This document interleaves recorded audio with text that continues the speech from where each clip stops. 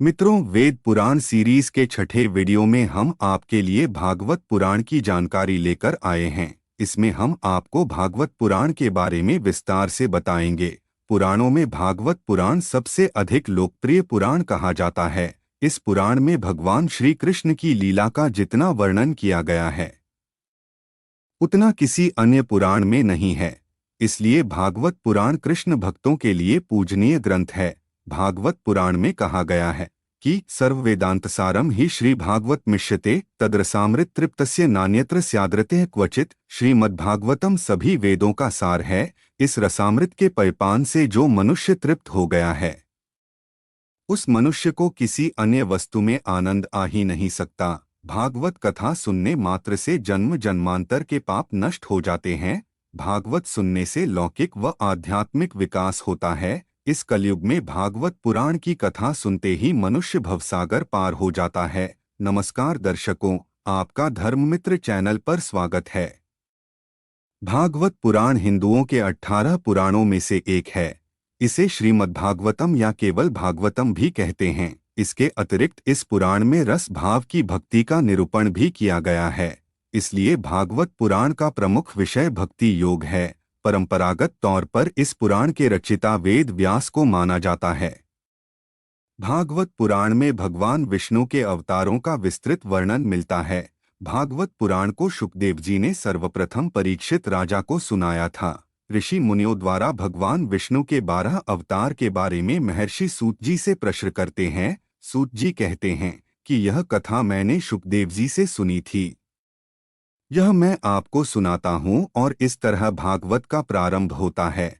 18 पुराणों में से भागवत पुराण महत्वपूर्ण और विख्यात पुराण है। पुराणों की गणना में यह पुराण 8वां पुराण के रूप में स्वीकार किया गया है। भागवत पुराण में साधुओं और ऋषि मुनियों को महर्षि सूत जी एक कथा सुनाते हैं।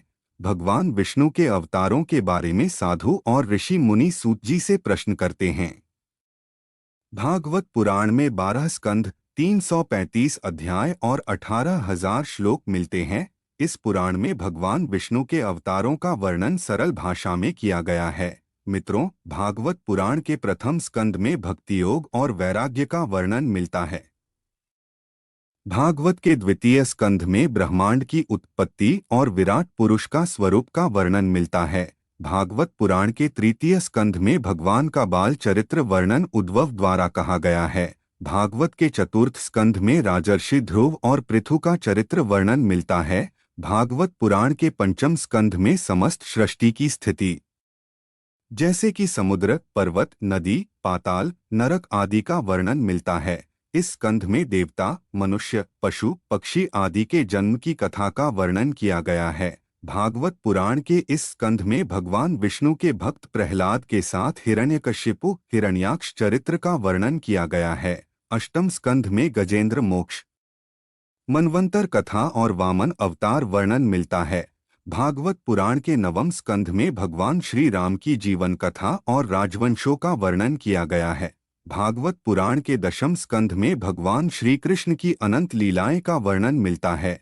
एकादश स्कंध में यदु वंश का संहार कैसे हुआ यह बताया गया है। द्वादश स्कंध भागवत पुराण का आखिरी स्कंध है। इसमें विभिन्न युगों तथा प्रलयों और भगवान के उपांगों आदि का वर्णन किया गया है। जय श्री कृष्ण।